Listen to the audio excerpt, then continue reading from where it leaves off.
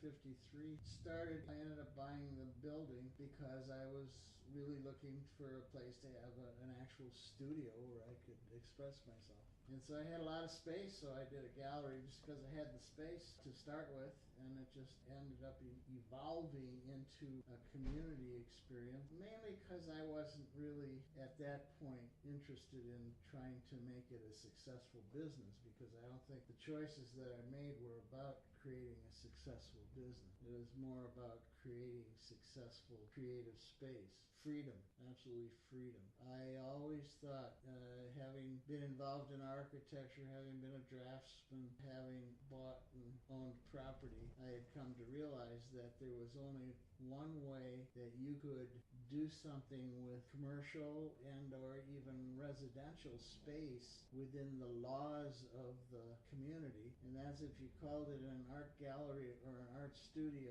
There were no rules, and so legally it was the most freedom one could have in terms of all the city rules and regulations, and to be creative and be able to get community involved and do some wonderful things. You had to have that freedom. And had I tried to just open a commercial gallery, I would have had all kinds of rules and regulations, and that wouldn't have allowed for some of what we experienced in Gallery 853.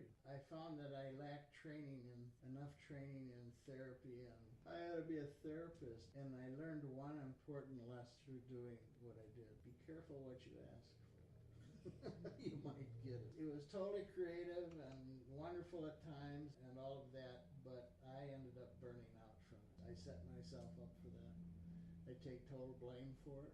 I don't blame anybody else. It was a lesson hard earned in that, I had a bunch of free-minded people who I had to play landlord with and therapist with and you name it, living in my place, and gave up all my privacy and lived within the creative juices of a rather wild community. There were lots of things learned from it, lots of good things happened, but like I said, I did end up putting myself in the fire and I got burned.